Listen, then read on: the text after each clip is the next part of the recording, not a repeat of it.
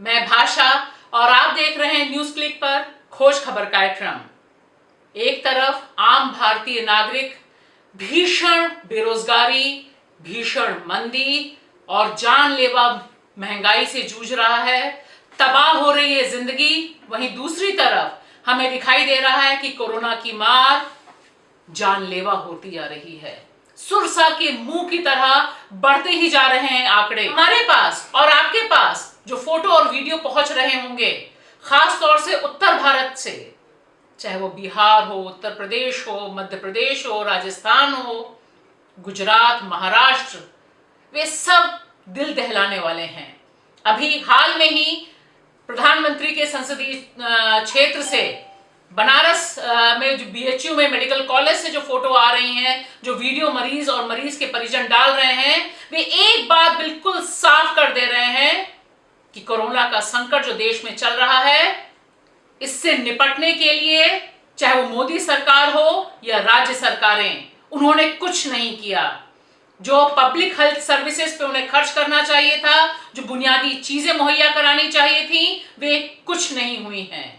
और इसकी जवाबदेही निश्चित तौर पर केंद्र से लेकर राज्य सरकारों तक बनती है। एक अहम सिग्नेचर कैंपेन, हस्ताक्षर अभियान चल रहा है, जिस पर ध्यान देना बेहद जरूरी है। कम से कम उन लोगों के लिए ध्यान देना बेहद जरूरी है जो देश से प्रेम करते हैं, देशवासियों से प्रेम करते हैं। यह सिग्नेचर कैंपेन चल रहा है अरविंद केजरीवाल के नाम, दिल्ली के मुख्यमंत्री के नाम।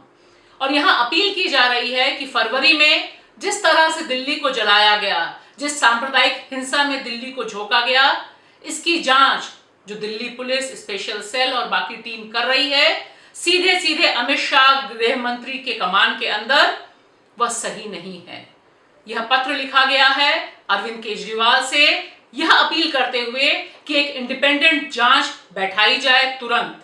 क्योंकि अभी तक जो जांच दिखाई दे रही है, जिस तरह से चीजें सामने आ रही हैं, उससे एक बात बहुत साफ हो रही है कि दिल्ली पुलिस जिस तरह से लोगों की गिरफ्तारियां कर रही है, जिस तरह से उसने अभी तक पूरी की पूरी चार्जशीट को तैयार किया है, इसमें सीधा का सीधा जो लिंक वो बना रही है कि जो लोग मारे गए, जिन इलाकों में हिंसा हुई, वे खुद ही अपने मारे जाने, अपने घरों को जलाए जाने के दोषी थे। इस पत्र पर आपको स्क्रीन पे अभी दिखाई दे रहा होगा, इस पत्र में बहुत सीधी सी बात कही गई है।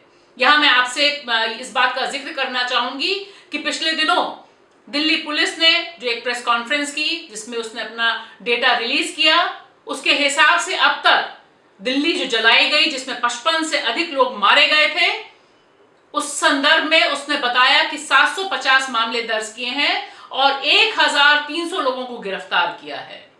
यहां पर हम उनकी लंबी चौड़ी लिस्ट नहीं दे रहे हैं, हम बात कर रहे हैं सिर्फ इस सिग्नेचर कैंपेन की, जिसमें तमाम लोग साइन कर रहे हैं, तमाम लोग अपील कर रहे हैं। और इस पत्र का एक बहुत मजबूत आधार उन्होंने बनाया है। इन्होंने आधार बनाया है दिल्ली माइनॉरिटी कमीशन, दिल्ली अल्पसंख्यक आयोग ने जो अभी रिपोर्ट तैयार की है, इस आगजनी, इस सांप्रदायिक हिंसा, दिल्ली को जलाने की साजिश पर। उनका कहना है कि इस रिपोर्ट को दिल्ली सरकार को स्वीकार करना चाहिए। उनकी जो सिफारिशें हैं, उनके जो अपने कमीशन की जो सिफारिशें हैं, उसे मानना चाहिए और देखना चाहिए कि किस तरह से जो पीड़ित लोग हैं, उन्हीं को दोषी बनाकर जेल के अंदर डाला जा रहा है। और यह सब देश की राजधानी दिल्ली में हो रहा है, सीधी कमान अमित शाह के पास है। और इसमें यह पत्र इसलिए भी प्रासंगिक हो उठता है कि पिछले लंबे समय से हम दिल्ली में देख रहे हैं कि एक के बाद एक जिस तरह से गिरफ्तारियां हुई, उन गिरफ्तारियों में वे चेहरे ज्यादा थे जो नागरिकता संशोधन कानून के खिलाफ जो अभियान चला था, जो आंदोलन चला था, उसके बहुत प्रोमिनेंट फेस थे, बहुत प्रमुख चेहरे थे। चाहे वो सफूरा जरगर हो, जिन्हें बहुत मुश्किल से भी बेल मिली, या इस तरह की तमाम लंबी फहरिस्त लिस्ट है, जिसके कुछ नाम आपको इस समय स्क्रीन पे दिखाई दे रहे होंगे। सवाल यह है कि ये जो पत्र लिखा गया है, इस पर सही ढंग की चर्चा होनी बेहद जरूरी है। दिल्ली दंगों और दिल्ली दंगों से संबंधित जो जांच चल रही है, वह किस तरह से चल रही है, किस तरह से लोगों को डराया धमकाया जा रहा है, जांच की जा रही है, इसका ताजा तरीन उदाहरण आया है वरिष्ठ पत्रकार राधिका रामसेशन के द्वारा। उनसे हमने बात की, उन्होंने वही चीज बताई जो उन्होंने सोशल मीडिया पर अपनी शेयर भी की थी। उन्होंने बताया कि 22 जुलाई को उनके पास एक फोन आता है। फोन पर जो व्यक्ति है वह पूछता है कि आप 27 फरवरी को क्या करावल नगर में थी? यहां से राधिका कहती हैं, जी वहां मैं थी। फिर पूछा जाता है, क्या कर रही थी वहां पर आप? उन्होंने कहा, मैं कवरेज के लिए गई थी। फिर वो पूछती हैं फोन करने वाले व्यक्ति से, आप यह क्यों जानना चाहते हैं? उन्होंने कहा कि हमें लगा कि आप किसी समूह का हिस्सा हैं। ध्यान से सुनिए, उन्होंने कहा आप किसी समूह का हिस्सा है। फिर उन्होंने पूछा कि आपको हमारा नंबर कैसे मिला? उन्होंने कहा डंप डाटा से मिला। यह डंप डेटा यानी वहां का जो मोबाइल टावर होगा, वहां पे जो लोग जिस फोन को ऑपरेट कर रहे होंगे, वो सारा का सारा डेटा उन कंपनियों ने, मोबाइल कंपनियों ने जांच एजेंसियों को सौंप दिया होगा, बिना हमसे और आपसे पूछे हुए, बिना पत्रकारों से पूछे हुए। और इसके बाद वह पूछती हैं कि आखिर आप क्या जानना चाहते हैं? तो उन्होंने कहा कि हम कोशिश कर रहे हैं, हम ट्रैक करना चाह रहे हैं कुछ अपराधियों को। और देखिए, यह फोन उनके पास आता है 5 महीने बाद। राधिका रामसेशन ने यह लिखा भी और हमसे भी कहा कि उन्हें बहुत इस बात की हैरानी हुई कि अभी तक इन जांच एजेंसियों को कपिल मिश्रा के बारे में कुछ जानकारी नहीं मिली, क्योंकि उनका जिक्र तो कहीं इस मामले में आ ही नहीं रहा है।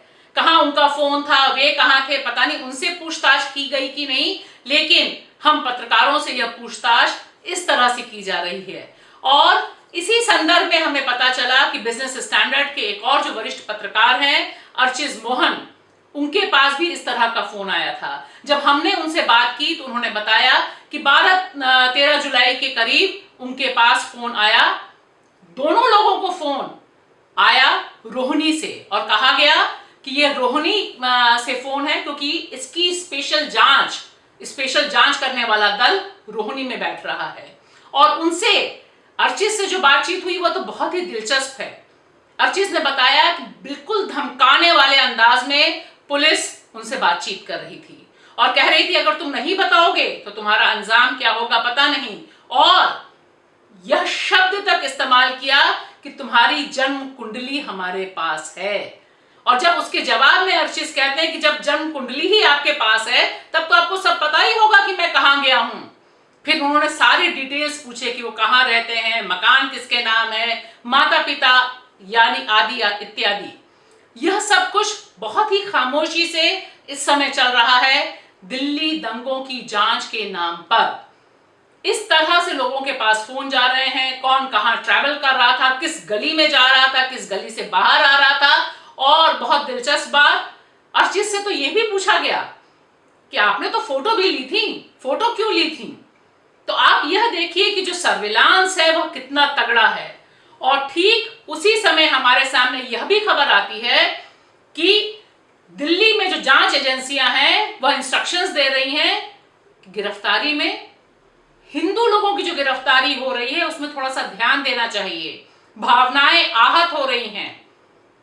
शायद यह वजह है कि जो सिग्नेचर कैंपेन चल रहा है, अरविंद केजरीवाल जो इस राज्य के मुख्यमंत्री हैं, उनसे जो अपील की जा रही है, इसे जोर देना, इसे ज्यादा से ज्यादा आगे बढ़ाना बेहद जरूरी हो जाता है। क्योंकि सर्विलांस स्टेट तो हमारे सामने है, लेकिन इस स्टेट के नाम पर किस तरह से किसको पकड़ने की कोशिश हो रही है, यह हम और आप शायद जानते हुए भी बोल नहीं पा रहे हैं। जन्म कुंडली कौन सी है, किसकी है, किसके पास है, यह तो शायद आपको भी नहीं पता, हमें भी नहीं पता। शायद हो सकता है कि देश के जो शीर्ष 2 सत्तासीन लोग हैं उनको पता हो।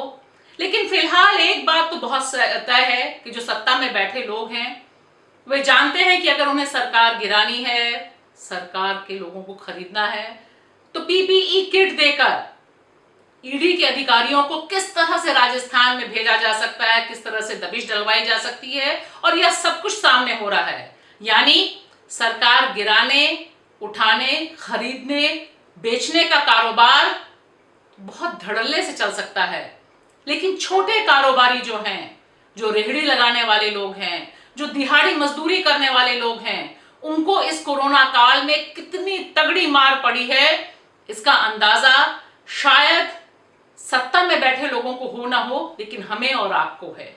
रोज ही शायद आप भी देखते हो कि किस तरह से कोरोना का संकट गहराता जब जाता है, तब सबसे तगड़ी मार गरीब पर पड़ती है। ऐसे ही कुछ दृश्य हमारे पास पहुंचे हैं मध्य प्रदेश के इंदौर शहर से। देखिए इन फुटेज को, इन वीडियोस को, जिन्हें भेजा है गिरीश मालवीय ने और वहां के पत्रकार लोकेश सोलंकी ने।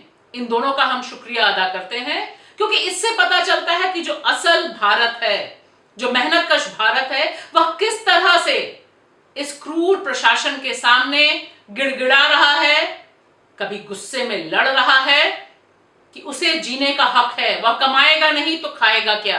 देखिए यह इंदौर की एक मंडी का दृश्य है। ये जो आपको दिखाई दे रही हैं, इनका नाम है रईसा अंसारी।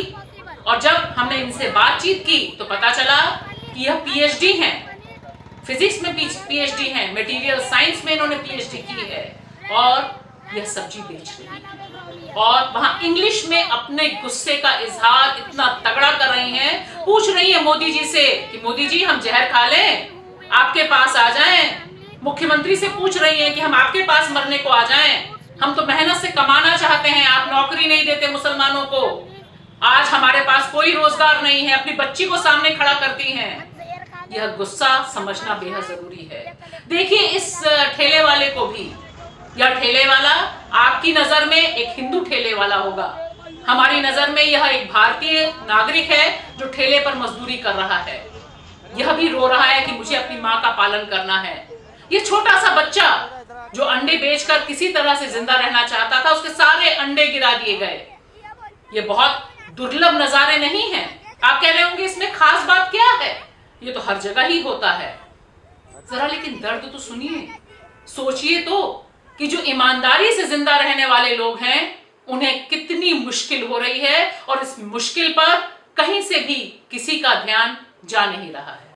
दोस्तों, असली भारत के जो सच्चे सवाल हैं, भारतीय नागरिकों का जो दुख दर्द है, वे हम आपके सामने, आपके साथ वैसे ही शेयर करना चाहते हैं जैसे हम अभी तक करते आए हैं, क्योंकि सच से हमारा वादा है और उम्मीद है कि आपका साथ हमें ऐसे ही मिलता रहेगा।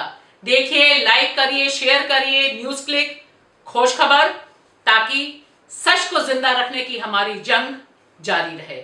शुक्रिया।